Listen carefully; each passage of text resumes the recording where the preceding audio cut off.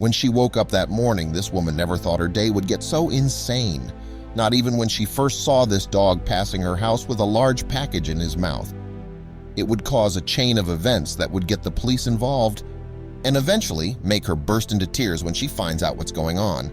But before we start, smash the like button and make sure to subscribe if you haven't, and hit that notification bell so that you won't miss any new stories. Alice first saw this strange dog early in the morning. She looked at it and wondered what the dog was doing. "That's odd. I've never seen something like that before," were her exact words. But then she saw the dog at least 3 times more that same day. Every time it was carrying a different box. The curiosity built up in the young woman. She wanted to find out where this dog was going and what was in those boxes he carried around all day. She then made the conscious decision to follow the Labrador just to see what was up. Alice grabbed her coat and rushed out the front door. Alice was just in time because seconds later the dog had already passed a corner. She picked up the pace, trying to close the distance between her and the dog. Alice was shadowing the dog for about half an hour now, and their journey led them to a bad part of town. Eventually, the dog stopped in one of them. It seemed to be searching. It walked back and forth in the alleyway a couple of times, and eventually he stopped in front of a worn-down building. It had no doors or windows, just holes. And after about a minute, a man stepped out into the opening. The man looked like he had not eaten or washed in weeks. The appearance of this man did not seem to scare the dog one bit. The dog put the package down on the ground before him, and Alice saw the man grab an item out of it. It was too dark in the alleyway to see what it was, but that made Alice even more curious.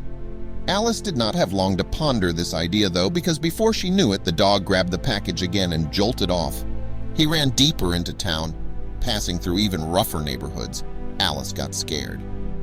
"This is not the kind of place I like to walk around in," she thought to herself. She kept following at a safe distance and saw the dog make multiple deposits with a lot of sketchy-looking people. Every time they took one item out to then send the dog on its way again.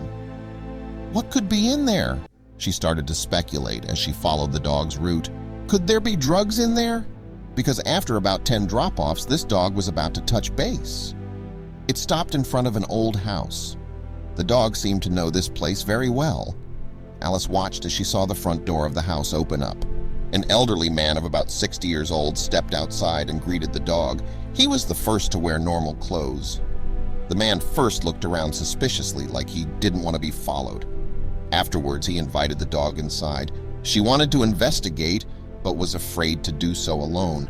What if this man saw her and attacked her? That's when Alice decided to call the police. The wait for the police was excruciating, and with every minute passing, the chance of getting caught increased. But then Alice saw 2 police cars appear in the distance. She explained the situation, but these policemen hardly listened. It was like they already knew why they were here. They knocked on the front door twice, but when the man opened it, the officers quickly rushed inside. Alice rushed to the window. She saw 2 policemen holding the man and 1 officer going through all the stuff. "These are the stolen goods we were looking for," he yelled. The man was handcuffed and taken to the car. Alice was only just able to ask what was happening. He told Alice that the man was a thief and that he deserved to go to jail. The officers drove off before Alice could ask for more details. Alice couldn't resist to enter the front door that was still open. She saw that the cans and boxes were all food, and on the ground stood the dog's old package. "This is where it all started. That one package led me to all this," Alice mumbled. She crouched down and decided to open the box. She was finally going to see what all the fuzz was about. The box was almost empty, except for a few canisters of food and a note. And this note was the explanation she was waiting for all this time.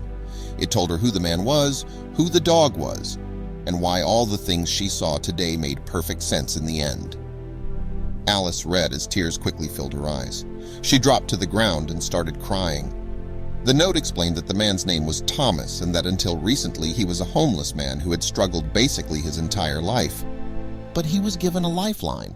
A kind woman took him in, fed him, and gave him a second chance at life, but there was a problem. Because of this kickstart, he managed to get a low-paying job again, and he even was able to afford the rent of his own new house. But something kept feeling wrong. He had been so lucky. He and his dog were warm, dry, and fed. But guilt plagued his mind. because every day when he walked home from work, he still saw tons of people who were struggling on the streets, people sleeping in abandoned buildings or under bridges. And Thomas couldn't just do nothing. That's why he made the conscious discussion to help them out. The note was an explanation to the homeless people, telling them that there was someone looking out for them.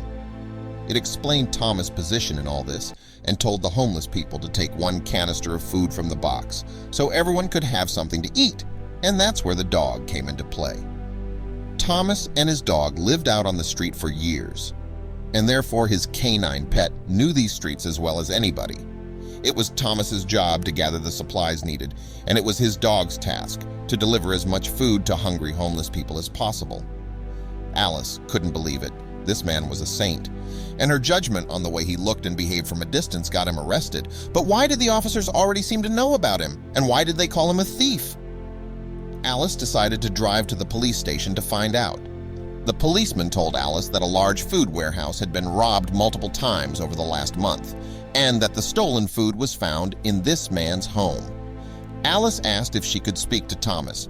The officer was reluctant at first, but after she reminded him that she was the one who called the police in the first place, he let her a pass. She walked over to the holding cell where Thomas resided, and once there she started talking. She told Thomas that she was the one who had called the cops after following his dog, and she also asked if the accusations made by them were all true. The man looked at Alice and started crying. He confessed to all of it, but told Alice he had a good reason.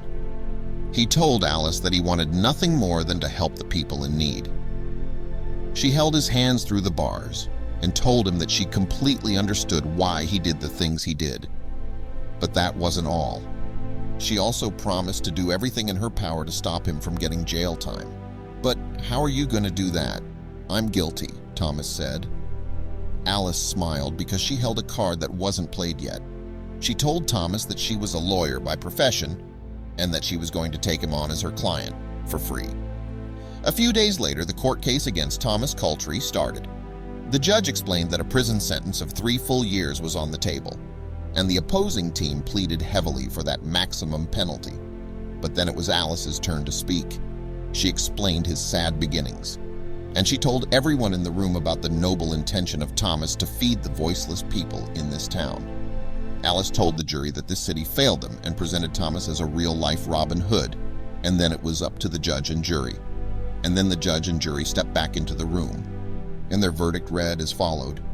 It said that they felt sympathy for his cause, and even though it was wrong how he did it, it was right what he did. The stolen produce was to be brought back, and what was eaten must be paid back in the form of a fine. Also, Thomas would receive 100 hours of community service so he could face justice and give back at the same time. But there was a twist because Alice prepared for this situation. She had already put up a crowdfunding action that would cover the fine. The noble cause Thomas fought for reverberated with the people in the city, and a large sum of money was raised. The rest of the money was put to good use as well. Together, Thomas and Alice used that money to set up a soup kitchen in the poorest neighborhood in town. And word of their initiative quickly got around. Within no time, he got hundreds of volunteers who wanted to join the real-life Robin Hood. The soup kitchen was called Food for the Voiceless. And of course, Thomas and his trusted dog were there every day. Alice helped out whenever she could as well, and the two unlikely individuals became close friends. When Thomas was asked if he would have done anything differently, he had the following to say. He said he didn't want to steal, but he couldn't let these people starve either.